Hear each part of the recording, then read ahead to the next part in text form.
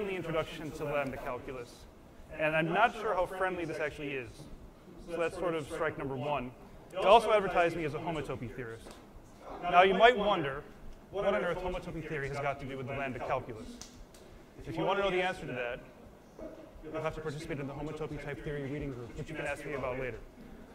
The third thing is that I'm not sure how long this is going to take, and I know we generally, for long talks here, we take breaks.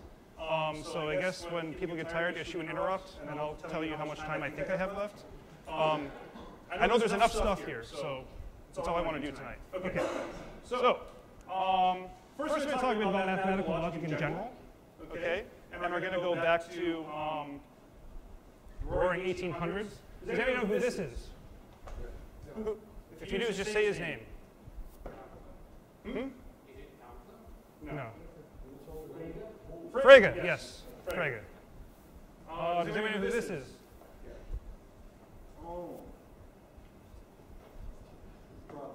Yes. This is Cantor, okay? George Cantor. And what about this handsome devil here? Come on, this is a gimme. Bertrand Russell, yes, thank you. So I've cherry-picked a few of the founders of modern logic, and I probably didn't get your favorite logician, for which I deeply apologize. To give a recap of what's going on, Frege puts forth an axiomization of mathematics based in logic. Somewhat novel at the time. Of course, Russell disappoints Frege in a handwritten letter to him, pointing out what we now know as Russell's paradox, which deals with the barber in the small Italian town who shaves everybody who doesn't shave himself. Okay. Yeah. And Cantor, the pioneer of the study of the infinite and the pioneer of set theory in general. And the subject matter of set theory, that is. Okay. So what we have are our early stabs at formalizing mathematics and putting it on a so-called sound basis. But for us, we're interested in this thing that Hilbert formulated, which I can't pronounce.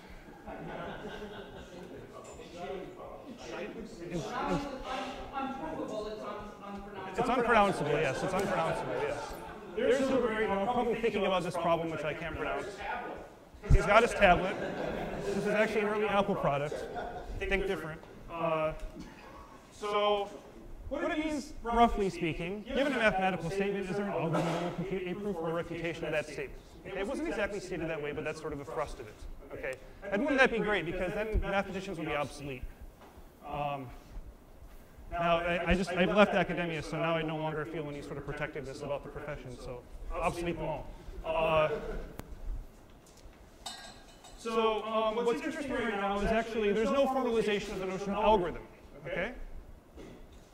So people are talking about effectiveness, algorithms, but nobody really knows what they mean by that, okay? I mean, they have some intuition, right? We all have an intuition of what it means to have an effective procedure, or like some mechanical method of doing something, okay? But there's no formalization. And actually, if you ask some, there still isn't. We have a formalization of computability, but not necessarily a notion of algorithm.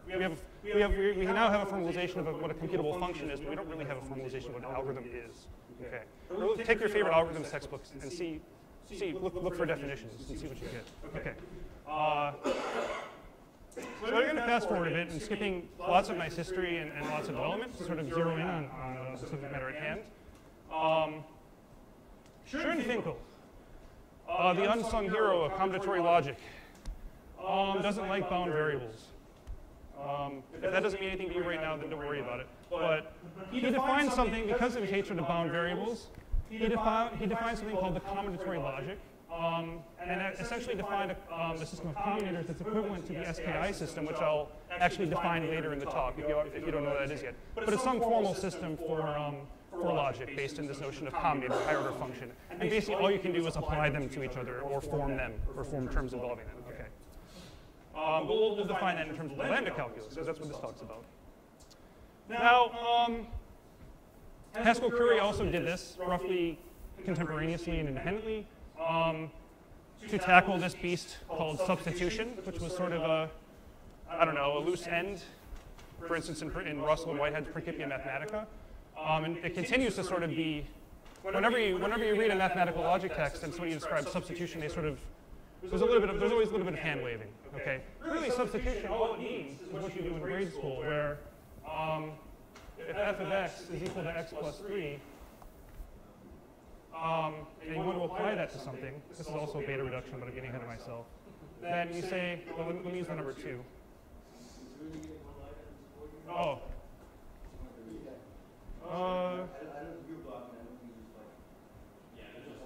There's not enough light. Okay, I'm not going to use the board that much. But basically, substitution means when I substitute 2 for x, I need to replace every instance of x with the number 2, like that. And then I can go ahead and evaluate that expression. Okay. So the point is, you all know what substitution means. Okay.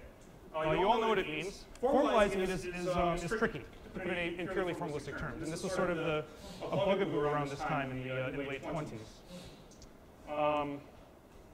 Interestingly enough, speaking of Haskell Curry and Schoenfinkel actually came up with currying. There you have it. So, in fact, Schoenfinkel apparently originally came up with this notion that if I have a function of 2 variables, I can replace that with a function of 1 variable valued in functions. You can do that, something that we're quite used to, right? So I guess you call it Schoenfinkeling, but it's a bit long, and currying sounds better. So, oh well. All right, to the start of the show, Alonzo Church. Roughly, sort of contemporaneous with all these developments, wants a new formal system for logic based upon the notion of function application. So what was around up to this point? Well, you had Russell Whitehead, which I'm not even going to try to describe, which nobody ever reads at this point. But we're essentially an attempt to fix Russell's paradox by introducing a system of types. And then, of course, our good old friend Zermelo Fraenkel's set theory. Okay. So we really have logics based around some notion of membership or set or class, okay, up to this point. And Haskell Curry says, well, if you ask me, functions are more natural as primitive things to think about. Okay. So let's make a formal system that only deals with functions. Okay, how do we do that? So this formal system is going to be called the Lambda Calculus. And here's our first Lambda expression. It's the identity function. Ready? Ooh. Okay. Yay. Okay? So I'm going to go on to define formally the language, but this is the function that takes something and gives you it back, right? So this is the argument, and this is the result, if you want to think about that. Think about it that way. Okay. So syntactically, they're separated by dot. Huh? Syntactically, they're separated by dot. Syntactically, yeah, I use a dot here. Oh yeah, there's a host. Russell dot. What? What? Just an old Russell dot. Well, before they had parentheses, Whitehead and Russell used dots. Ah. Before parentheses were invented. Russell. Bertrand Russell was a really smart guy. All right. Actually, we all know parentheses didn't exist until Lisp. All right. So, really. Okay. So. There's the identity function, and I use a dot. Oh yeah, and of course with any subject in mathematical logic, there's various ways of formalizing it in various syntaxes. I'm just going to stick to one. If it's not your favorite, then you can yell at me later. Why use lambda for function abstraction? There's a cute story, which I originally got from Ray, and then verified with another source. Not that I don't trust Ray. But apparently, there's another twist to the story actually. So. Whitehead and Russell used x hat for class abstraction. Okay, well, if you move this hat off of the x, you get something that looks like that. And then apparently, lambda x was somehow easier to print than that. Okay, and this is why, to this day, you write lambda. Okay, you write it in Python, you write it in all sorts of languages. Okay, or in Haskell, you use a little slash. Oh, the other thing is also lambda for the capital one. Oh yeah, well. Actually, typically a math typeset wedge is distinct from a capital lambda, but I like your line of thought. Actually, Church told this story at one point, and then later in life he claimed that he just needed a symbol and he just happened to use lambda. So who knows? Okay. That's the twist. So it's rather ambiguous actually. I like this story better, so we'll stick with that. Okay. So in a formal system, you have to give clear rules about the sort of statements what you can write down, and how you can transform what you just wrote down into something else. Okay, basically. That'd be very specific about what you can and cannot do. And note that this is all, people are doing this in the age before you had compilers and things to check whether or not you did something correctly, okay, or things to run these things on. And actually, I was thinking about writing a Lambda evaluator to make this talk, but I decided that, well, you know, Church didn't have such a thing, so I'm just going to do it all by hand. Except that Church also didn't have copy and paste, but okay. So, you know, okay. Anyway, it's kind of like designing a programming language. Here we go. Woo. First, we have to fix an alphabet of variables. Typically, you don't need more than X and Y, so just pick some letters. Except, we'll need more than X and Y for some of the needier stuff we're going to do. But typically, for explaining, you can explain a lot of things with two variables. It's really wonderful. Okay, here's the rules for lambda term formation. So these rules explain what you can write down, and then so that you know that what you just wrote down is some statement or some expression in the language, if you like, or some term in the language. If X is a variable, then X is a valid lambda term. Okay, so you can write down variables. If T is a valid lambda term, so this is a recursive or inductive definition, okay? Those of you who have played with grammars, which should be this entire room, right? Yeah, this is Lisp NYC. I shouldn't be like breezing through this. All right, so if T is a valid lambda term and X is a variable, then lambda x dot T is a valid lambda term. Now, I'm going to be a bit loose whether I surround this with parentheses, and I will do it when I need to, roughly speaking. Okay, I'm going to be a bit loose about the surrounding parentheses. Okay, the fundamental thing is the lambda x dot T there. Okay, and this is called lambda abstraction. Now, if T and S are valid lambda terms, then I can apply T to S. Again, this is Lisp NYC. This should look really, really comfortable, right? I'm actually confused by the dot notation. So this lambda x dot T, the T means what? The T is the body? Yes, the T is the, yeah, exactly. Think of T as the body of the function, yeah. X is a variable, T is some expression that we can put some variables, or, you know, do some substitution with. Substitution. Make this into Lisp, put a parenthesis around the X and do it with Okay. Oh, I should also admit that I haven't actually coded Lisp in like 10 years, until I made this talk, so. But I tried to keep it somewhat close to the syntax. Okay, let's construct some stuff. Well, here's a variable. Okay, I wrote that down. Okay, I took this variable and actually made a lambda abstraction over itself. Great. Here's another variable. I can apply that variable to itself, whatever that means. All right. I mean, it's valid in the language. Interesting side note, Church. Hopefully I'm getting this right. Church wasn't really so focused on all the things you could write down in his language having meaning. In the same sense. So it was more analogous. Like with the English language, you can make a host of meaningless statements, but you can also make meaningful statements. So in fact, Church wasn't so concerned with semantics, really. Okay. Okay. Now that I've got this, I can apply this to this because I've got both of them. So I can apply them. I can apply that to that. Okay. I can make that thing. And now that I've got this thing, I can do another lambda abstraction over Y. Fine. So we can make all sorts of things now, right? Within the rules. And those notations have intuitions behind them. Okay, function abstraction is what we usually think. Yes. Yes.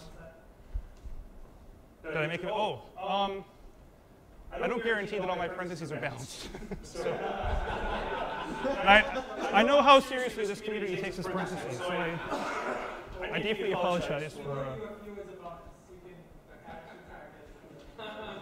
Thank you. Yes.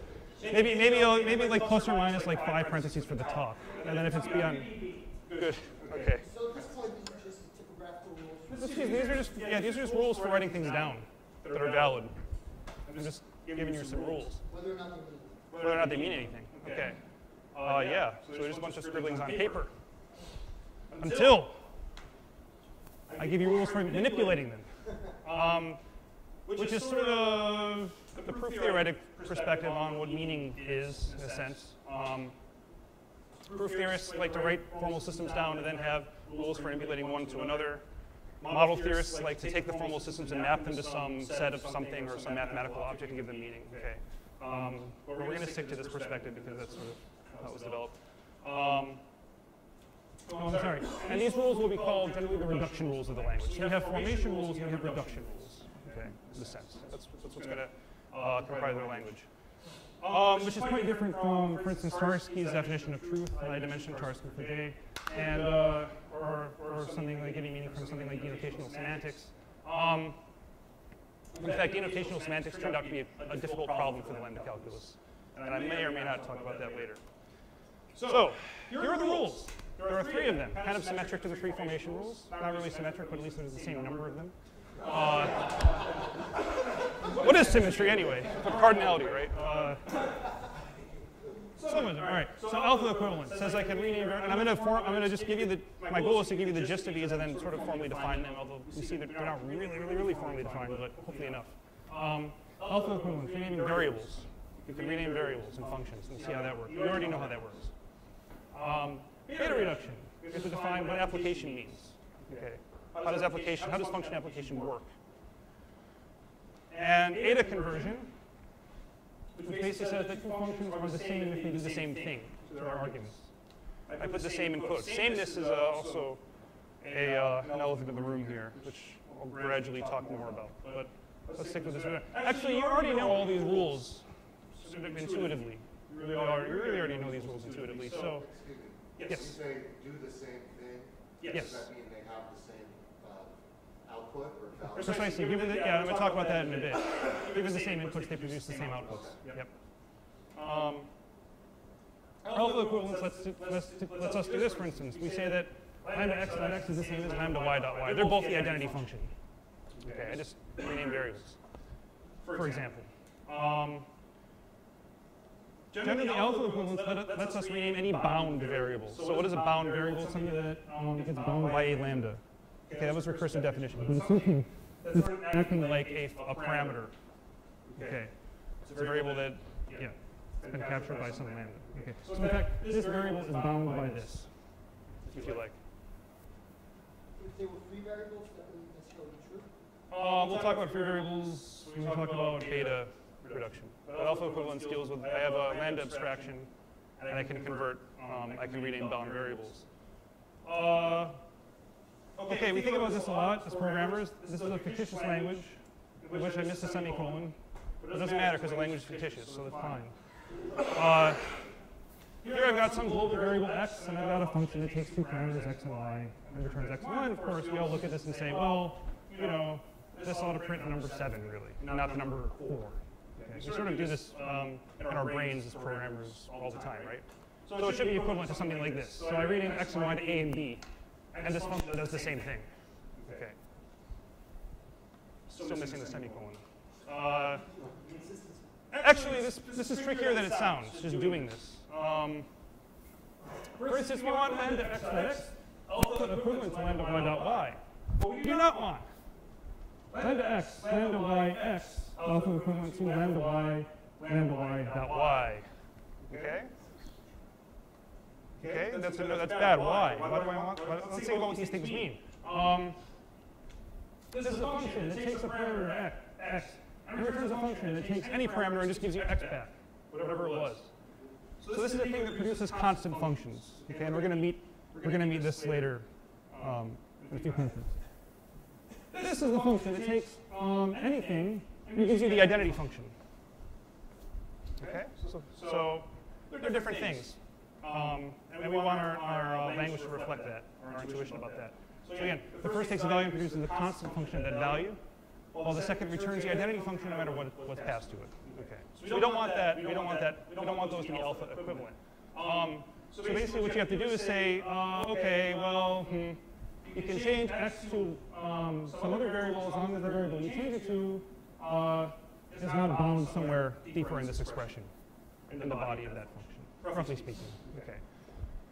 Yeah, formally defining it is, you know, more of an adventure, but it's basically how that works. Okay. So we can rename variables of functions. We can rename arguments of functions. That's alpha equivalent. So beta reduction is really the meat, the engine, the workhorse of the Lambda calculus. God, that's a terrible. I hate saying things like that. Beta reduction, yeah, defines the notion of function application. Okay, what is a function but something you can apply to something and get something, right? Okay. However, yeah, to formally define this, we again run into the substitution problem. So in a sense, I view this as sort of Church kind of looked at the substitution problem, said it's really just function application, then rigorously defined it once and for all in beta reduction, and then said, okay, there you go, the sense. I don't know. That's that's sort of the feeling I get from the history, but whatever. Okay, we would like to define, we would like f applied to x to denote the application of a function f to an input x. Note that, I guess I'm going beyond variables x and y here, aren't I? Well, actually, I'm not. Because f stands for a lambda term, not necessarily a variable. It could be a variable, but again, it doesn't really make sense if it's just a variable. We really think of this as a function, okay? So when I want to think of some lambda term as a function, I write f or g. Because that, provokes the brain into a certain route. Even though everything inside is either a term or a variable, which is a type of term. So we would like this to denote applying a function f to an input x, which we normally denote in modern mathematics as f of x, like this, with the parentheses like this. Well, this is Lisp NYC, so you're perfectly happy with this, so I don't have to say anything more. Let's see what it is. So I'm just going to show a few examples and then give the gist of the formal definition. So let's apply the identity function to whatever this function is. This weird function right there. Of course, the identity function should just give you whatever its input. So in fact, we're going to take this lambda form, and for every x in the body, we're going to put that lambda form there. And that's it. That's what we're going to do. And the result is exactly what you'd expect. Okay? So this expression, right? This expression beta reduces to this expression. Good? Okay, we just apply the identity function. Yes. Okay. Whereas if I switch the arguments, okay, so now I'm applying this function and this function. Oh, I'm missing the parentheses. And actually, yeah, this is bad, isn't it? Well, you said you were going to not only put out parentheses when you did function. That's true, I did. Thank you. Okay, so the point is I want to apply this, whatever I did here, I want to actually, this is an extra, whatever. This parentheses should be over there, I guess. So I want to apply this function to this function. Okay.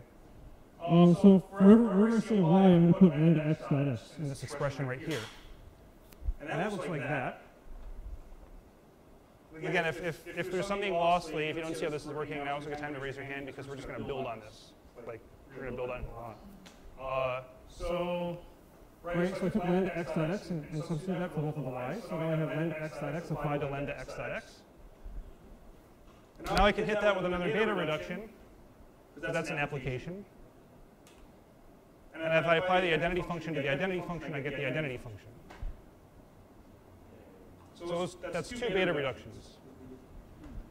Okay, not bad. Yeah.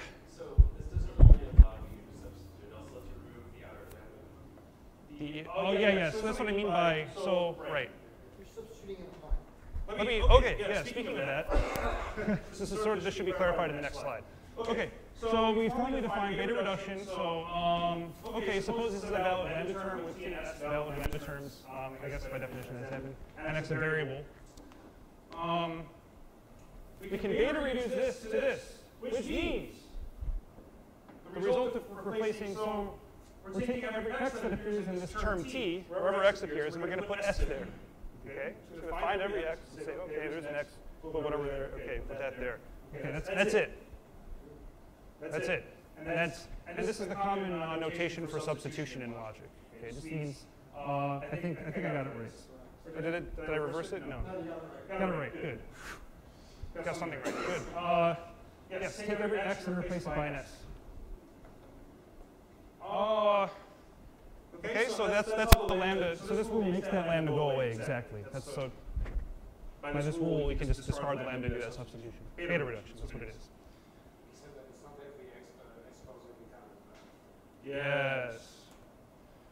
Yes.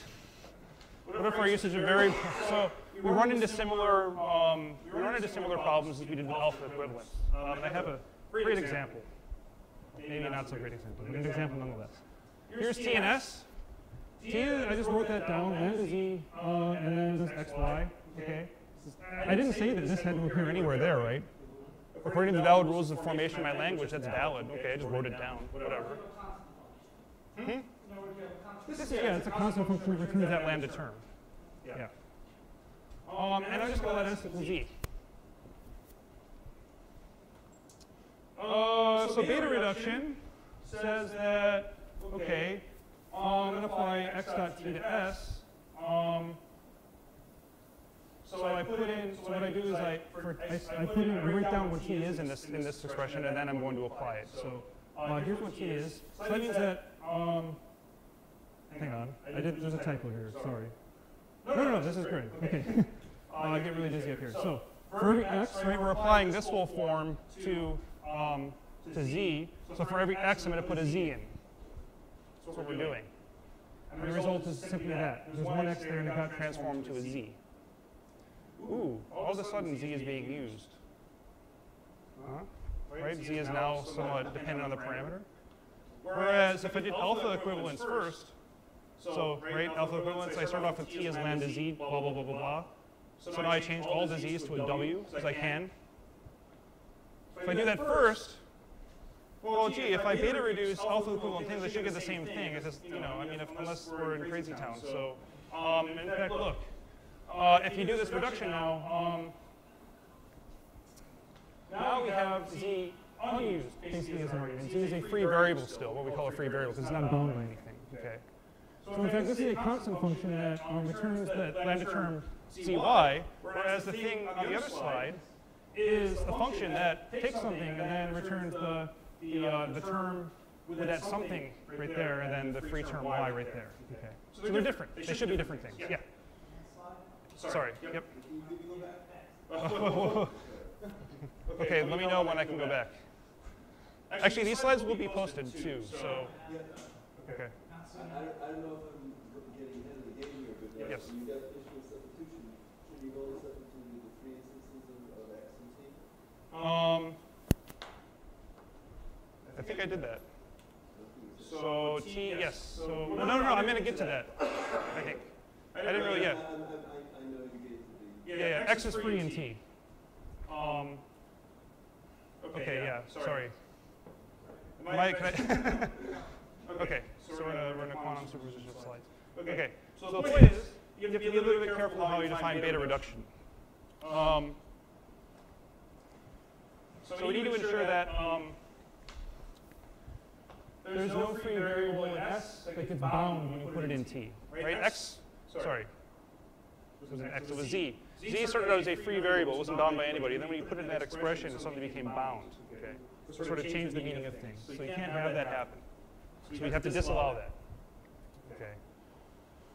And then also, yeah, you have to, if x is bound in a sub-expression, you can't go ahead and then do that substitution either. Okay. So in other words, some parents need to really define substitution. We're right back to the substitution problem. Oh well. Yes. Do you know how Moodle interpreters or compilers do they have like a separate pass where they, for every bound variable, they go along and they do the alpha reduction, or there is another way to do it? It's been ages since I've written anything like a compiler, so I'm going to say I don't know, which you said sounds reasonable. Okay. I don't think you can do that. You can't static the rename and then solve all the problems at once, because you create new instances of. He just said that again. Well, It's a lie combination. That is solving problems. He said you can do it. It's legal. You won't solve all your problems, but you have to be able to do it during the computation. That's not. You can't do it all at once static. That's it. Because you can create new references as you go along. I think the real answer here is we like to think with letters and substitution, when you compile it down, you tend to get to representations that are very different, and that by construction have a lot of the properties we want. And there's fields of research about the various nice ways to do it that we can talk about after this talk. yes, this is a pub conversation about compilers. Yeah, we're just scribbling things on paper, but yeah, we'll talk about that later. But I think, given that we're just scribbling things on paper, I've got a substitution defined enough to go forward. Okay. The next reduction captures extensionality, which is another thing, which is a fancy word for something you already know. You say that two functions are extensionally equal if they do the same thing. That is, they take the same values to the same values. Okay? Do the same thing when applied to different values. And it just looks like this. So be more careful with my math arrays to make the equalities line up. But apart from that, I define f of x as x plus 2 and g of x as x plus 1 plus 1. Well, I wrote down two different things, so in a sense, they're different, right? I just wrote down two different things. Oh, but they happen to do the same thing whenever I put an x into them. So they're extensionally equal. Yes? What if you get an infinite loop? I don't know what an infinite loop means yet. I can define a function which forms a computational process which never stops. So We don't even know what a process is yet, though. We're going to get there, yeah. I'll have an infinite loop coming. So let's save it to then. So these are two different functions, and they're essentially equal. These are just math functions, right, from 9th grade or 8th grade or whatever. However, I mean, this isn't necessarily the talk. It's always bothered me in pre-calculus. These are neither equal nor extensionally equal, but algebraically reduced to the same thing. After all, one has a... Wait, I have to say something. Yes, you can say something. So this is the only thing... This is where algebraic geometry. Yes, exactly. He's actually... This man is so correct. Wow. Yes, so in other words, we're looking at... There's a difference between the ring of rational functions and the ring of... Anyway, whatever. So, and then we'll go to arithmetic schemes and have a really great time, but we're not going to do that. That's enough math. Okay. So eta conversion says that basically... Oh, here's the kind of a miracle of this subject. It's kind of miraculous, at least. If you put in this rule, okay, if you say that this rule is eta equivalent to this, so what is it saying? The function that takes x and applies f to that x is the same thing as f. Okay? F is the same thing as the function that takes x and applies f to x. This one rule suffices to capture all of it. Like, you can show that the whole theory is extensional from this rule. Just one rule. Okay, you might think you'd have to do more than that, like abstractly, to make it all work. From what we defined so far, but this actually suffices. That was one thing that Curry actually proved. Yes. Does beta reduction also allow you to do this, or are you implicitly beta converting to beta? There's no beta reduction here because this is not an application. Yes, beta reduction only applies to terms that are applications. So when you wrote beta reduction, you were beta reducing and then beta converting to remove the outer lambda? No. Okay, both of them involve removing lambda, but they're different things. Yeah. Yes. does that proof have a name?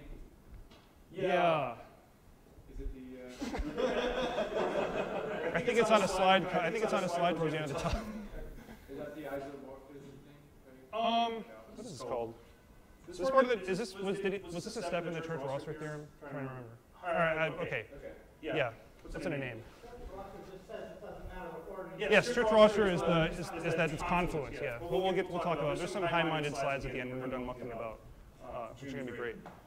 Okay. Any other questions? It doesn't contain variable x free. Wait. Yes. Not containing the variable x. So. Yeah. Okay. Okay, that's enough math. Okay, I guess we did. I don't know if that's math or not, but we can now start writing programs. And the first program I'm going to do is this, which we all do as beginning programmers. So, or at any level of programming, I guess. Maybe less so when you're more advanced, but I don't know. Here's a program, but actually, I guess I'm already making identification between programs and lambda terms, which might be specious, but let's run with it. What does this do? Well, okay, I'm going to apply this function to this function. Okay, so now, for every x, I take this function and put that in there. So what do I get? Anybody? The same thing. Woo! So we've successfully written an infinite loop. Hooray! I mean, infinite in the sense you can keep beta reducing it, and it just keeps going on and on and on. So yeah, the true strength of Lambda calculus is the speed at which we can write down infinite computations. Look at that. Of course, the speed at which they are evaluated depends on your processor and platform. Okay. Some computers will get to infinity faster than others. It's true. Okay. Rather going through loop, you just write a program which generates itself. Okay. Yeah, I was thinking about that too. So is this a Quine? I don't know. I guess in scheme, when you write down a Quine in scheme, you do that quotation to prevent it from continuing in a sense, right? So I guess if you took this up and dressed it up with some quotes, you'd get a Quine. But I don't know. I think this is something that just keeps going and going and going. But I don't know. You can whatever. A program that outputs itself. Named after the guy who put quotation marks into logic. Ah, I didn't know that. That was okay. So you see, this is all before the age of quotation marks. I mean, this is what makes this even more interesting. Right, yeah. It's a program that outputs itself. Yeah. Hofstadter calls it a What? Arithmoquining. Well, Hofstadter is very peculiar. And very interesting. I don't know why that's off-center, but anyway, so here's another one. This is fun. So I don't know, right? These are bold valid lambda terms. I'm missing the outer parentheses to do a beta reduction, but by now you know my looseness with parentheses. So I just want to reduce this by beta reduction to the two outer terms. And well, let's see, for x here, I'm going to put this thing there. And what happens when you do that? Well, you get something bigger. So yeah, thanks. Yeah. So yeah, it gets bigger, and if you keep doing this, it gets even bigger and goes off the page. Okay. So not only can we make programs that repeat themselves, we can make things that just get bigger. And eventually you'll run out of ink. Wonderful. But actually, this is interesting. Both of these examples are pretty interesting because they show that not all lambda terms normalize, okay, which roughly means intuitively you'd like to be able to take a lambda term and just keep whacking it with reductions until you get, until you're done. Well, you may never be done. Okay. There might not be a prize at the end. Okay. At the bottom. There's nothing at the bottom. Turtle's all the way down.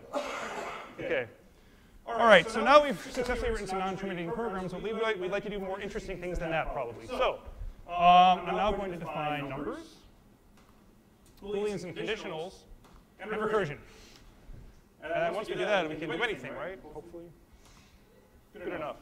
So what I'm actually going to do now is take your intuitive notion of what natural numbers are, and then formalize them within this lambda system. And if you're accustomed to looking at word size 32 bits and looking at that as ints, then this will be fine. Okay. You already do this transformation in your head, similar other formal quasi-formal systems anyway. So this is just another one. The intuition behind it is the number n is n-fold composition, which is a non-terminating definition, right? Okay. Nah, don't worry about it. I like my integers non-well-founded. How about that's really weird. Okay, so actually, no, never mind. Slightly less cyclic, well, actually not really less cyclic, but the number n is a function that takes a function and returns the n-fold composite of that function. Okay. Yeah, still kind of cyclic, but we'll fix that. So intuitively, this is intuition. I'm running this in the world of math. This does not exist in our formal system yet until I do this, but this is the intuition that n, which I boldface, is something that takes a function and then gives me this. And there's meant to be n of these things, except I forgot how to do that in LaTeX. So I figured I'd just say it. Sorry. What do the circles mean? Composition. Yeah, I'm sorry. Actually, these should be centered. F generally knows F composed with F. Which we sometimes notice that, but I'm never going to use that again at the talk, so why bother writing it down? Okay. Formally. Now, triple equals. This is sort of nonsense, but it's fine. Look, this is a formal system. This is a symbol I wish to define. Okay. The idea is that whatever I define it as, when you see that symbol, when I write it down, you can replace whatever I define it with. Okay. This is what it's supposed to mean in terms of mathematics. So I'm actually conflating syntax and semantics, whatever. This is what it's supposed to be in mathematics. It means it takes a function f to the identity function. That's what zero is. After all, the zeroth fold composition of a function is simply the identity function. Makes sense, right? Doing f 0 times is like, okay, you don't do f. Okay, formally, this is what that is. Take a function and return the identity function. Yes.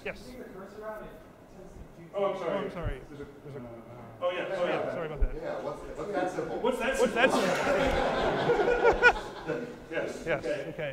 That's all zero is. It's a function that takes function and returns the identity function. Well, what's one? Well, doing f once is just f, right? So we take a function f, and we take an argument x. So, take a function f, return a function that takes an x and applies f to it. So it's eta all over again. It's eta all over again. I could eta reduce this, but it's better if I don't. Because we want to generalize this bit. Okay, so 2 is function that takes a function and returns the twofold composite, which looks like that. So take a function that takes a parameter and applies f twice to it. Yes. These are all lambda functions that don't have arguments in this case. Lambda f. Yes. F is the argument. F is the argument, yeah. This is taking a function.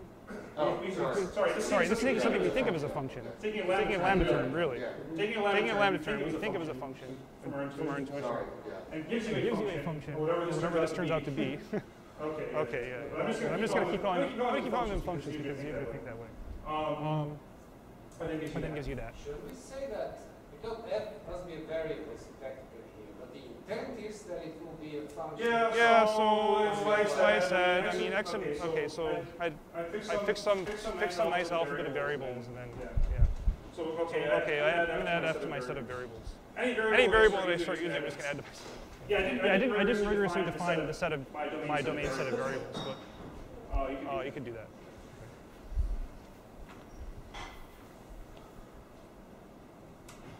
And so on. Okay. Well, what does so on mean? Well, we can define it like this. So 0 is that, which we saw from the previous slide. So on means that if n is a natural number, n plus 1, which we denote as successor of n, is that. So what's the successor of n? Well, we do f n times. Apply that to our argument, f again. And that's the f plus n fold composite. Okay. Define the successor function. So I defined a handful of numbers in the previous slide, but now I'm showing you can make all sorts of numbers. For any number, you can make another one. So that should be plenty for you. Okay. Let's have some fun. So, 1 should be the successor of 0, which is, now this is where mistakes are probably somewhere. It's going to get worse, trust me, it's going to get much worse. Okay, all right, so here's what I did. Okay, I took this, which is sort of, okay, this sign means sort of notationally equivalent. Okay, which is the same like on Thursdays. What? Like on Thursdays. On Thursdays. No, it's notationally equivalent. We also have that as definition equal to the 3. So he's asking if it's judgmental. Oh, yes. I'm not going to say the word judgmental, but yes. I think. I don't understand judgmental. I still don't understand it. Say yes or no. So, okay. For those of you that were missing from that discussion, don't worry. Right. So I mean, this is definitionally equal, so you can basically just say syntactic substitution. Substitution. So it's everywhere. But yeah. So basically, I'm going to write this down right here, and then the number 0 there. This definition. Okay, I'm going to write that. Put that there. Get that. Right there. Well, what is 0? It's that. Right? 0 is substituted. The function takes a function and then returns an identity function. Okay, well, let's see. Let's do some reduction. So I think the next thing I do, and it doesn't matter in what order you do reductions, by the way. We can. Okay. So I'm going to apply this to f, which does nada. Or by nada, you get the identity function back. Okay, now we'll apply the identity function to x.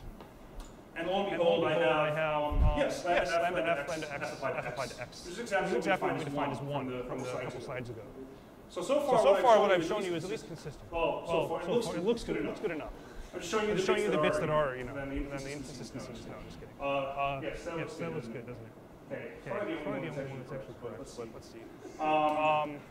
And then, we can reduce. I don't know why I did this. Whatever. What did I do that for? Okay, ignore those things. I was thinking of something else. Ignore those things. Doesn't count. Yeah, it was correct up until that point. All right. I'll fix the slides before they're posted. So you notice that I suddenly started using one that I've been using for a few slides. This is a definitional equivalence. Where I'm declaring my fiat that wherever you write A, you can write B. Vice versa. That's all I mean by that. It's outside outside of the language. Sorry. And success, I can actually find, instead of writing something down, successor n is equal to, I can actually write down successor n as a lambda term. Because actually, technically what I wrote down, what I still wrote down is successor a couple slides ago was sort of nonsense. Well, basically, you can sound like an iterable. Yeah, but it doesn't, I'm using, This. but I'm using it in the meta. Equals this, and say successor equals lambda n whatever. I am, but it's sort of using it in the meta language, which we can't really do. Which we don't know we can. Okay. This is what successor right there. Takes it in. Non-boldface because now it's just a variable, right? Okay. Takes it in, takes an x and does that. Okay. And then if you happen to feed it something that we regard as a number, you'll get a number back from what I just defined it that way, didn't I? Yes, so here it's not boldface because I'm using it as a variable. And our users, can put anything there. But we're only going to guarantee good output if you give us good input. So whatever that means. Anyway, we have natural numbers. We can now define. Is it more than natural numbers when you just define all enumerable sequences? No. Well, depends what you mean by enumerable. So. Countable, I guess. Except that you don't have all countable ordinals. Not all countable ordinals, but you can get omega. Yeah. There's lots of countable ordinals out there. Like epsilon naught. Terrifying ordinal. Anyway. N plus m takes a function and composes it n plus m times, right? According to our intuition. So let's write a lambda term. We're going to define addition. So let's write a lambda term that applies fm times, and then applies it n times. Okay. So that's how we're going to try to write this down. And then means composition. So there you go. We're going to look at this part. We're going to apply the nth composite of f to x, and then take the result and feed it to the nth positive f. And therefore we will have done fn plus m times. This I had to crack on the subway here. So lucky for you all. Anyway. So yes. Okay. First of all, are there any questions about this? I'm going to use it in the next slide. And you'll either become less confused or more confused. I don't know. Let's prove that 2 plus 2 is 4. Actually, it's not going to be equal to 4. It's going to be equivalent to 4. Or I guess you could say that 2 plus 2 and 4 normalize to the same thing. Okay. So let's start off with adding 2 to 2, and we're going to put in the definition of add. This isn't off the page. We'll see. We'll put in the definition of add, which is just this monstrosity that I just put the 2's there. So we'll apply this. We'll beta reduce this, and I'm not going to talk about reduction strategies yet. But basically, for every n I see, I'm going to put the 2 there. Sorry. Yes. I'm a little confused by what in the first line we don't see add the result of add 2, add applied to that at 2. Why do we see add just once? You curry add without telling us you curry. I'm currying. Everything's currying. You don't have pairs. You said n plus m. So you didn't say. But okay. Yeah, I guess I did. Everything's curried. Sorry. Is everybody okay? Is everybody? Is everybody okay with that? Everything is Schoenfinkel. Yeah. This is like an Indian restaurant. Everything's curried. Sorry. Bad Dustin. Right. We're all happy with this. Or some whatever. Okay. So yes, let's beta reduce. For every n I put a 2. We'll beta reduce again, and we'll put another 2. And God. There was supposed to be a pause there. I apologize. So now we end up with this, and then we expand the 2 to make up with this monstrosity. Right there. Isn't that beautiful? So let's see what I do here. This is where you've got to be a bit careful. So if I apply this form to F, I get lambda x f of x, and if I do the same here, I think that's what I do next. Yes.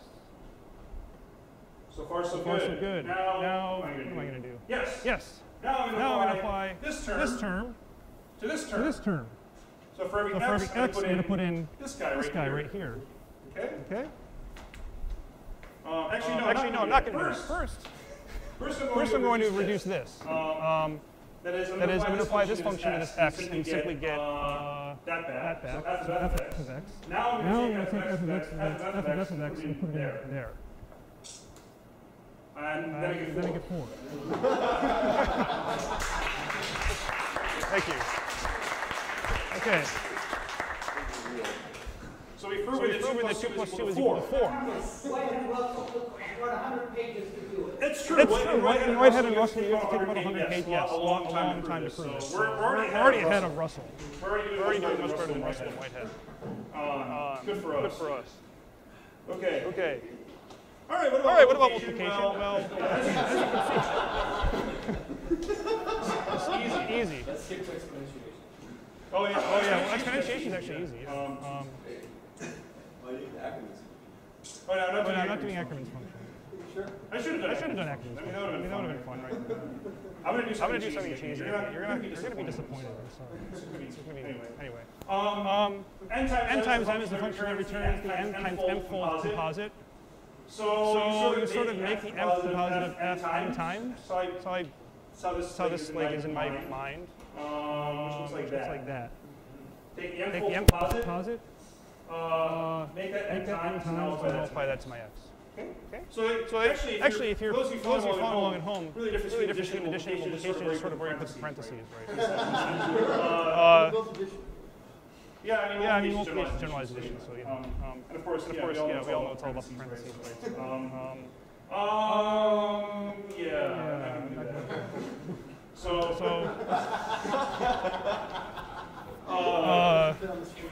Yes, exactly. The proof is it's a very simple proof, but it does not fit in the margins.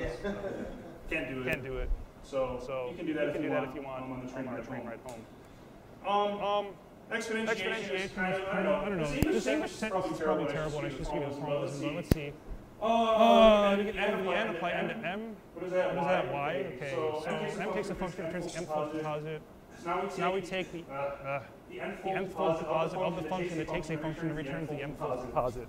Does that make sense? All right. Somebody said yes, so I'm going to continue. The formalism is easier to see. So now we have a function that takes n with blah. Here's the idea. If you apply n to m, you get n times. Okay, we're doing m n times. So we're taking the m composite n times. So it's m times n. Which went off the screen. So it looks like this. Well, okay. You can already write it down. Isn't that multiplication? No. Oh wait. No, this is exponentiation. You're multiplying the m, but then applying it. So your multiplication one level up is exponentiation. Precisely. So one level up for exponentiation. This is like multiplication. Multiplication is a multiplication. Iterated multiplication. So this looks like lambda n of f of x. Okay, like that. Which is great because you can all see that. Whatever. You can write it down. Okay. Subtraction is very tricky, but actually you do some interesting things on the way to defining it, because we'll start getting into category theory. We'll have pairs. I don't know. Consoles, as we like to call them in this room. What's that? Consoles, as we like to call them. Consoles. Yes. Okay. Consoles. Yes, right. This is forgetting my audience. Okay. So we have to define the opposite of incrementing. We're going to define the predecessor function, and then agree with your imagination that you can define subtraction more generally. Okay, so instead of incrementing x plus 1, let's define what pairs are. And then have a way of taking n from m to m, comma m plus 1. Okay? Okay? It shouldn't be obvious. It should not be that obvious where I'm going. It might be obvious where I'm going to some of you, but just bear with me. If you iterate that on 0, you get this thing. And then notice that every index in this, if you like, has a number in its predecessor. Okay. So if we can do all this, all then we have to do is do this n times and then take the first projection, take the first mark. So in other words, if we want a predecessor of 3, we do whatever this is, blah, blah, blah, 3 times, and then pluck out the number 2 from that pair. That's how we're going to define predecessor. Really efficient, right? I didn't say it was going to be efficient. Of course, the consequence is that the predecessor of 0 is 0. I'm not going to say any more about that. So how's that for efficiency? So how do we do this? Well, what do we need? Pairs. I need that this operation here. And then I need to be able to project to coordinates of the pairs, either the first or second coordinate. So now I'm going to do a side detour and do all that. How do we make pairs? Yeah, it turns out, okay, we'll get there. I should have said the word console somewhere. I'm sorry. We're first going to define conditionals. So, all right. There's truth. Okay, so it's getting a little weirder. So remember this function from back like 10, 30 slides ago? That's what true is. It's the function that takes a something and returns a constant function to that something. False is that. So true remembers what you gave and false forgets. I don't know. How are you late? And then there's a con. So I was thinking of this audience. So now that I'm missing a parentheses, sorry. Now that I've got true and false, con takes something, which we think of as a condition or a Boolean value, or something that reduces to true or false. Take something that should be reduced to if it's true. Take something that should be reduced to if it's false. And then does that. So this actually does the right thing if you think about it. So if you put true in here, then true is going to take the t and remember it. Take your true result and remember it, and then it's going to give you that back when you apply to whatever this is. It's going to forget that false thing. Whereas false, it's going to forget this thing and return that. Okay, when you apply con to true or false. Okay. So it's a weird definition, but it kind of works. Right. Where am I going with this? Good question. Oh yeah. To make a pair, we store them in a cond. And then to give one or the other, we can just evaluate it on true or false. Cond. I know. Yeah. But I'm saying that. I guess I'm kind of defining cons in terms of cond. Isn't this more like an either? It's more like an if. It's more like an either. It's an if. Yeah, I mean if then. Okay. Most texts will denote this as if then else. But I mean, isn't that what cond is in this? Yes. Cons are not cons. Yeah. Cond is that. Okay. Cons out of con. You can make cons out of cons. Okay. I don't want it. All right. Yes, that's what pair is. So, oh boy, I made another mistake. I'm sorry. So pair, this should be a T. Because I want to make a pair of S and T. Takes a T and takes an S, and then returns this lambda, which takes the truth value. And then there's this expression. So in other words, if we pass in, let's see, if we pass in true. Okay, I kind of reverse this. So in this implementation, if we pass in true, you'll actually get the second thing that you gave it. If you pass in false, you get T back.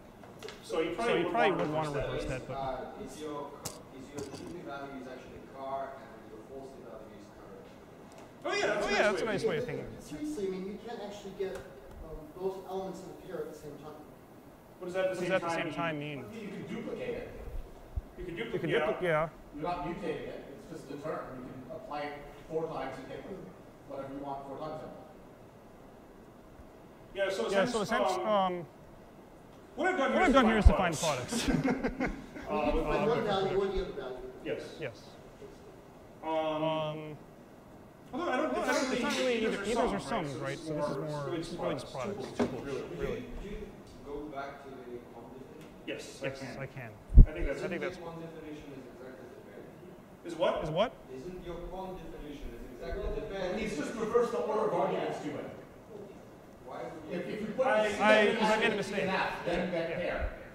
And then yes, passing and choosing that would work as a car, and then passing false would work as a. Also, right, so it's basically current code functions that feed this thing, lambdas that feed this, true and false.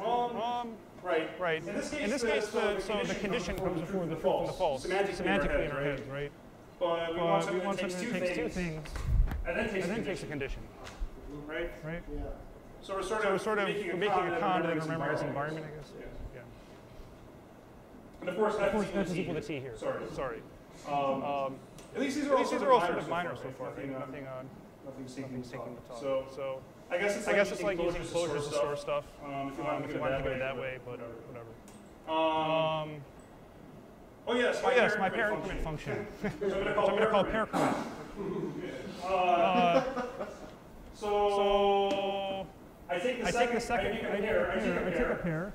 And I make a pair consisting of the second thing from that pair, and the successor of the first thing from that pair. So yes. I think that's right. So I can do that. I've got projections. So now I can define predecessor.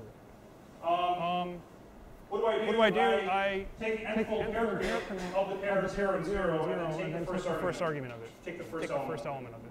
Okay, so this corresponds to what I wrote down as a math a couple slides ago. Predecessor. Go back to the other slide one more time. Which slide? Which slide? This one. Okay. I might have reversed. I don't know if I'm trying to see if I reversed. I think something got twisted. There's not trivial homology here, but you can untangle that. Yes. There's a story I read, written by S.C. Clean. Clean was working with the church. They just discovered this. The church had just, actually, they'd written up something, the church had written up something before, and realized it had a bunch of nonsense in it. So he said, I'm going to do just the Lambda Calculus. So they're working away at it, and they get arithmetic accepted. For a few weeks, they couldn't figure out how to do this. It's hard. You can try like on the subway, which is a good exercise, like use the intuition for add, multi, and exponentials and write it down in terms of lambda. You can do that. Think hard enough. Start using your hand, like just trying to figure out what predecessor is. It's really hard. They thought that toward the end of that time, according to Cleany, that they'd shown that the thing was not a basis for computable functions because they both conjectured that it could not be done. So the original. All right, that's interesting. Yeah. And Cleany got it while under the influence of drugs. According to him. All right. Did you test this with lambda unit? What? Wait, what's lambda unit? What's lambda unit? What? Unit tested, you know. Oh, unit testing. Yeah, I haven't unit tested. Sorry. None of the code that I've written here is unit tested or probably correct. Oh yeah, we can detect when something's 0. This is kind of cute. Right? I mean, we have conditionals that take true or false, but we don't have anything that really returns true or false. So let's see. Take an n. You want to take a 0. Well, I take the n-fold composite of the function that returns false. Well, if you take the n-fold composite of a constant function, you just get a constant function. Except if you take the 0th fold composite, you just get the identity function, and then we'll apply that to true. Right? Winner, yeah. Nailed it. Right. Yes, we have conditionals in arithmetic now. Go us. So now we can do anything. That's a lot of hard work. And we could, with pairs, we could find the rational. I'm not going to. Sorry. No algebraic geometry today. Oh yeah. Now there's that other thing we need. We need a way of looping or doing something over and over again, possibly unboundedly many times. Okay, you've probably all read the story in various contexts. At least like, I don't know, I feel like the literature that explains the Y combinator is not as bad as the literature that explains monads. I mean, you know. So I'm going to give you an account of it, and if you like it, I hope, well, I don't know. We'll see what happens. We need a We function need a to call function to call itself itself to do recursion. There's There's no notion of variable binding, really. Okay. Okay. Yet that we've encountered. encountered. So all we have are ways of constructing things using using lambda lambda terms. terms. There's no official variable binding. Again, remember that triple equals, that judgmental equality, definitional equality that I defined earlier really exists at the meta language, so you can't use that as a binder within an expression. Yeah. Define a successor function with this one? I originally no, I don't. No, I didn't. Yeah, successor is not defined recursively. Because it just takes take the n-fold positive f and do f again. Yes. Yes. I'm a little confused because there's no notion of variable binding, but the original discussion of reduction was in terms of whether things were free or bound. Yeah, okay, that's a good point. Binding is not good here. The only thing that binds things is lambda. Yeah. And then Maybe you could say that there's no global variable. No top level, yeah. There's no top level binding. Thank you. That's probably what I meant. That's what I meant. I think it's yes. There's no top level I binding. think because in other terms, in order to have recursion, you can't have anonymous functions, and Lambda Calculus gives you anonymous functions. Yes. All we have are anonymous functions right now. And it's unclear as to how we would do recursion with that.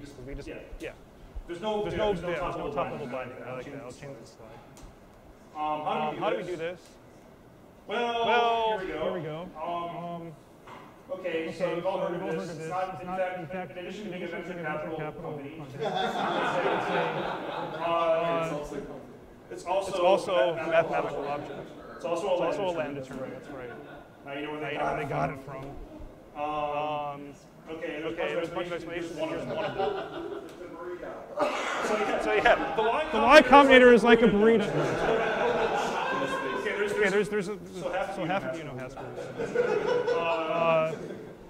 What did I do? Okay, let's start with the recursive function. Yes, if you saw my other talk at Haskell NYC, you might think that all I talk about is the factorial function. That's not far from the truth, but let's talk about it again. In fact, I did the same thing with the factorial function at Haskell and my talk at the Haskell talk, only I did it using denotation and semantics. This I'm going to do syntactically. For those of you who are weathering both of these talks, that's your prize. I hope you're happy. So here's factorial. It takes an n. Checks if it's 0. If it is, evaluate to 1. Otherwise, I think there should not. Okay, yeah, right. Okay. Cond is curried. Remember, everything's curried. Otherwise, multiply the number n by the fact of the predecessor of n. Okay, that's factorial. Well, I mean it's BS because this is not a lambda term yet. I mean, the problem is here, right? If you were to take that, well, what would happen if you take it as a definition of equality? You'd be sitting there writing for a very long time. You'd just be substituting it. Oh, it's back to that. So I guess I'll write that down again. Oh, another fact. So I guess I'll keep writing. Okay. So, well, what if we pass a function in that's supposed to mean factorial? In other words, I don't know. This is maybe not a good explanation. What if you were to take this thing which exists in the meta language and somehow represent it as an f that we can pass in, and then simply, at our recursive step, apply f. So multiply n by the result of applying f to n minus 1, which f is supposed to mean factorial. Okay. That's the strategy. I don't know. You can use the con conditional to provide a basis. Yeah, the con is the base. Yeah, exactly. Con is the base of what? Actually, no. So con is at every step. At some point, you're going to need a basis. At some point, you're gonna. Yeah. Well, if you give it a number, if you give it a positive number, eventually you'll hit the base. Eventually you'll hit the base case. Yeah. Okay. What did I write that? Yeah. Okay. Let's skip that. Okay. Suppose we had a magic function g. So I said g is equivalent to fact of g. And I'm just going to show you what would happen if we had that function. This is going to be my. So again, it has to give you the fixed point of the higher order function over a Scott domain to explain this. I'm just now going to compare it with symbols. And suppose we can do this. In fact, we can do it. Well, if you did something like this, okay, so again, we're under the hypothesis that we can find in G such that G is equivalent to the fact of G. Or actually, it's very important that the fact of G reduces to G reduces the fact of G. That's really the clutch. Not just equivalent, but G in fact reduces the fact of G. So we'll start off there. We'll take the fact of G, then apply it to number 4. Expand fact of G. We just expand the whole thing. Fact is this, and bugger. So, oh yeah, good. Here's fact. We're going to apply it to G, and then apply the result of that to 4. Okay. So wherever you see an F, put a G, so we got now G and put an N right there. So now let's apply it again, get a reduction on the outside. And we get that form. Okay.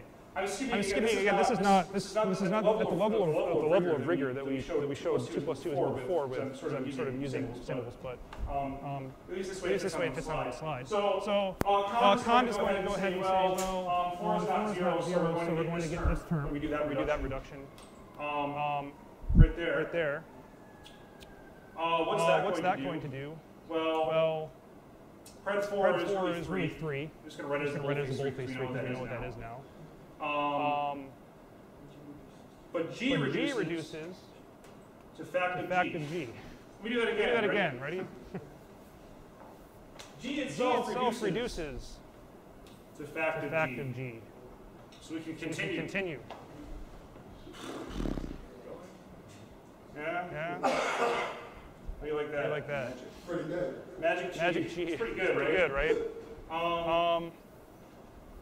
So now hopefully I've convinced you that if we could sort of produce magic G's for things that we define like facts, we can now do recursion. Because now we can, remember, we sort of have to check in for 4, we have the multiplication times fact of G of 3. Oh, great. As we can see that if we kept hammering this down, eventually this con is going to value to 1, and we'll have our factorial. Okay. Oh, no. Yes, I did. You're right. Yes, and should be somehow, because I made it reduce correctly. I apologize. So all those hands in the lines, Multiply 4 by 4. Yes, that's what that should be. Sorry about that. So in fact, a magic G is only a fixed point of fact. So I've defined it. A fixed point of a function. There's nothing strange. It's simply, if F is a function, again, I'm reverting to math notation to convey intuition, yeah? So it's simply a x that goes to itself under F. So if f of x is equal to x squared, then 0 and 1 are the fixed points of f. 0 squared is 0, 1 squared is 1. For example. If f is the identity function, everything's a fixed point. Okay. So there is a lambda term that will compute the fixed point of any other lambda term. It's called the Y combinator. And there are several flavors of it. The most common looks like that. Hopefully I got that right. No, I didn't get it right. So what? Does every function have a fixed point? Oh God! All right. Ignore that. Scott sets. Okay. I will ignore that. I think I messed this up. So this should be an F. I apologize again. Yeah. It should be an F. We're at G is equal to F in this slide. That's really terrible. This is sort of like a high point. Okay. All right. That looks really neat. Let's see why that works. Yes. So let's show that for any H. Y of H, which is going to be the fixed point of H, is in fact equal to H of Y of H. Okay. Then we'll apply it to the successor function. Yes. You can do that later. A fixed point can be a sequence, right? No. Possibly infinite sequence. No. So there's Y of H. There's y. What did I? Wow. Well, it was like copying and pasting. The problem with copying and pasting is that you replicate it. So I'm really sorry. So these should be F's again. Well, now we're going to beta reduce anyway. There you go. Nice. So, got rid of that bug. All right. Magic. This is all magic. So now we're going to take this lambda form, apply it, beta reduce it with this thing. I don't know if I can make this point out because I screwed this up, but actually, for those of you paying attention at home, notice that if you beta reduce the inside first, well, okay, we're not going to go very far. So in fact, the strategy in which you use to reduce things really does matter in terms of getting places. Okay, anyway. Are there names for the different strategies? Oh, there are names for the different strategies. For example? There's outer applicative, which says I'm going to always beta reduce the outermost variable. You can make call by name semantics out of that by just taking the entire, by not reducing that out, not reducing this first and just putting it in there. You can make call by value semantics by reducing this first and then putting it in there. Yeah. Optimal reduction order. Optimal. Oh. Sure. So in the Lambda calculus, where it's formally defined, does it tell you which of these? Nope. The Lambda calculus is unprejudiced as to what you do. It's up to you, the programmer. Okay, I guess the compiler is. So if we take this term, put it where we see x, we get, well, that. Which is exactly h of y of h. Right? So this thing is y of h, and now we apply h to it, so we got h of y of h back. Okay. It's kind of like, it looks like the thing that just repeated over and over again, only now we're doing work, I guess. Because we're doing this, we have this other application, or this other, I don't know. Whatever. I like the denotational semantics. Churchill has a nice piece on this Winston Churchill. What is it, Jay? I just read the whole thing last night. I've known about part of it, none of it, for 30 years. I'll send it to the list. Okay. But the end of it is, but it was after dinner, and I forgot.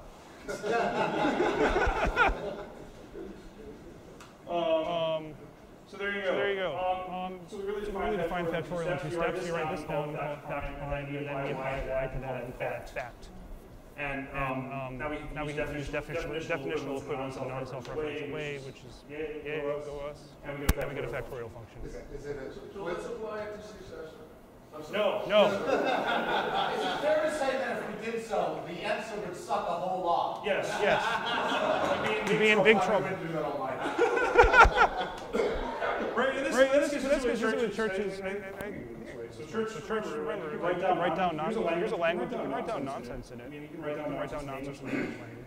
You can also write down sensible things. Is it a coincidence that the y kind of looks like a lambda stepping over a puddle? I think that's by design. Just say, sounds good to me. Let's go with it. Oh yeah. That's probably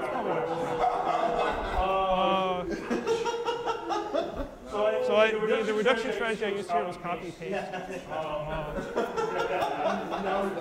Of course, that means any error from the previous slides has been replicated here, so I don't guarantee what will happen if you actually run this.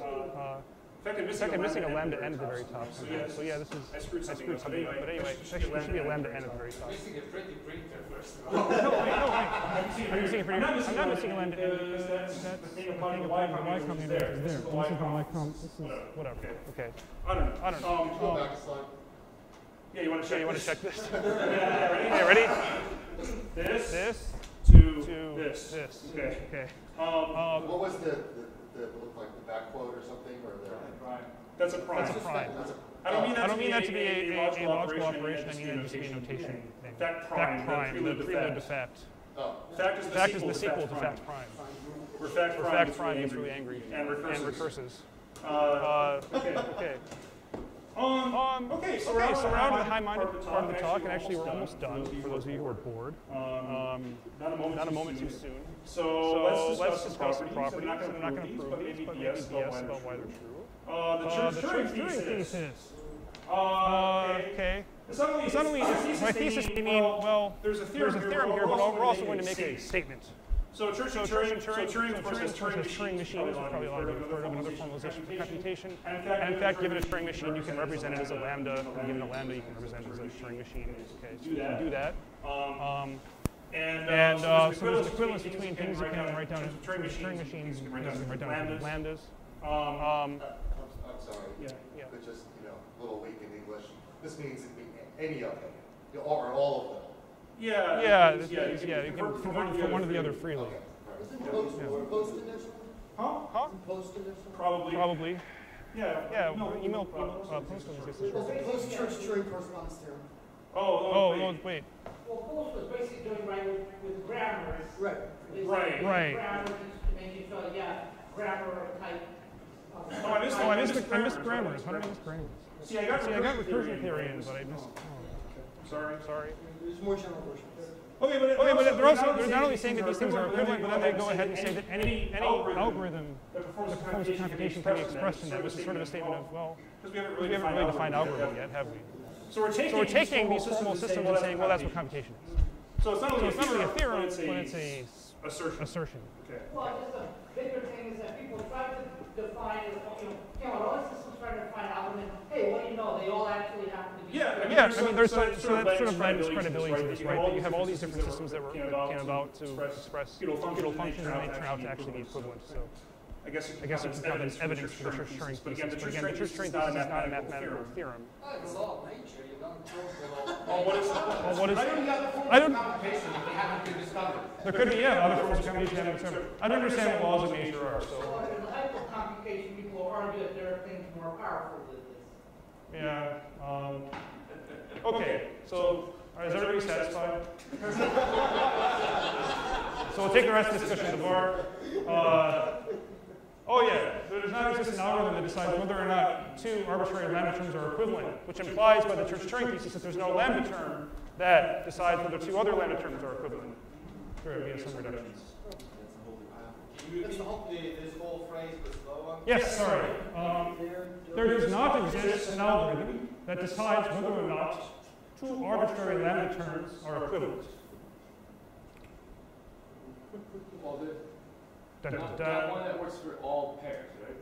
Huh? Not one that works for all of them, but all possible. Right, yeah. There's not one universal algorithm that will take any arbitrary two lambda terms and then say, oh, these are equivalent or they're not. Is this equivalent to the multiple? Yeah, I think right. Something, no, it's not equivalent. Sorry. Dear God. You can probably massage one or the other. Whatever. Okay. I'm sorry, who first stated that? This? Yeah. I don't know. You don't know. Sorry. What? Actually, so I think it was one of those. So you had the circle with Church and Pliny, and who else was? Pliny was a student of Church, right? But Turing was also a student. Worked with it. Turing was a student of Church. Okay. Yes. Well, yeah. I'm not exactly sure which of the. Yeah, but it's in the 30s, so exciting times. Somebody there did that. I named this one, so now we got the two names. Good. The Church Ross theorem. So, given terms T1 and T2 gotten from a common term T, I'm just going to give you the community dependent picture. There we go. That's better. So if you have some lambda term T that reduces to two lambda terms, you can always find a common reduction of both of those lambda terms. That immediately implies decidability.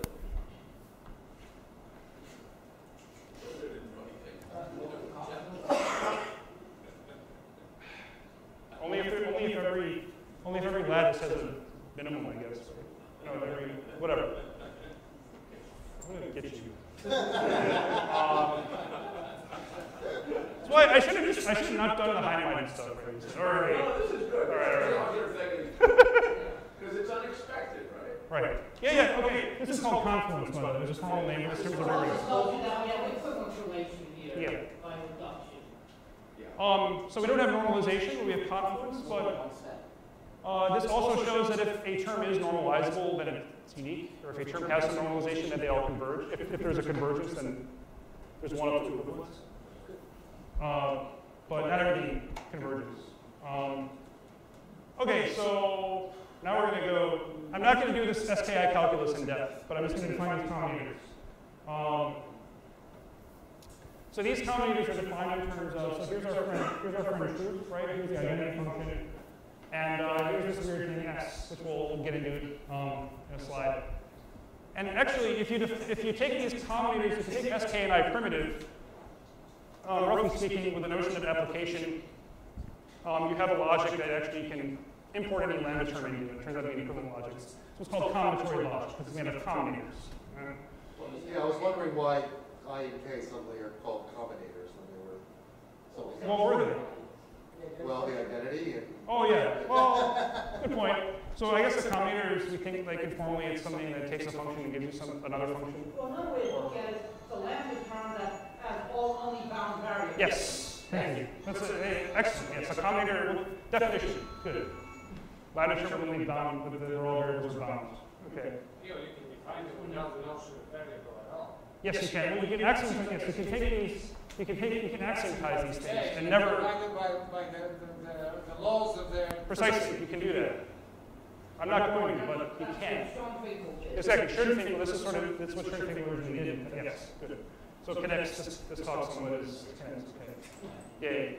Oh yeah. Here's why. Obvious, right? Okay. We can make combinators, but now there's this weird correlation between these combinators and interesting statements of the propositional logic. So here's a statement: A implies that B implies A. Is an axiom of propositional logic. Precisely, which is exactly what this combinator is doing. So look at that statement. Look at the K combinator, and repeat this to yourself. If I have a proof of A, then given a proof of B, I still have a proof of A. Okay? Now we're getting sort of mystical chanting.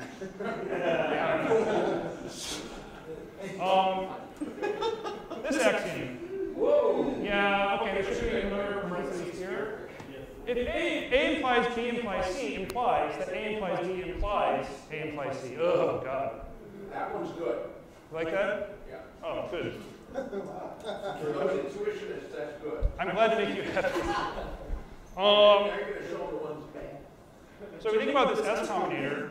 I'm sorry, the statement at the top, you said it's an axiom because somebody who thought of combinatorial logic said this is one of the axioms. Well, actually, those two axioms I think suffice with the law of modus ponens to generate all of what we call propositional logic. Well, which propositional logic? The one.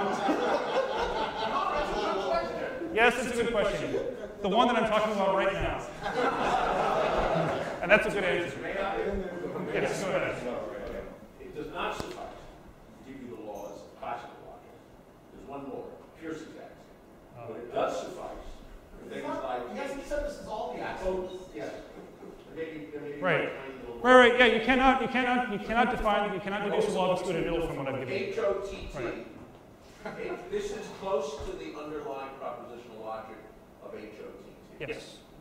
And I know your next slide, but I'll let you.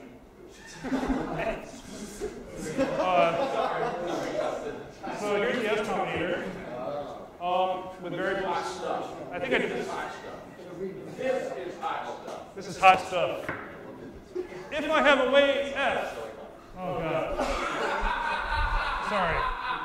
Oh, this is good. This is good. Go ahead, read it. If I have a way F of turning proofs of A into proofs that B implies C, right?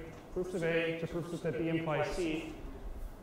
Then given, all right. Then given a proof G that A implies B, I can make a proof that A implies C. That's what I've done here with the S combinator. It's as simple as repeated application, you see. Yes. I paid him beforehand to interject in that.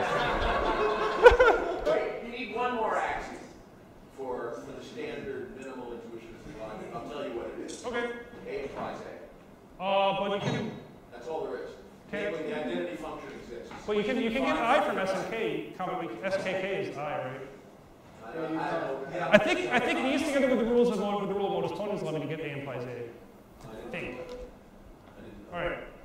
I'm happy to add more accents. I do know that what I said is true if the memory holds. No longer does. The only sane way to think about this stuff is category theory. I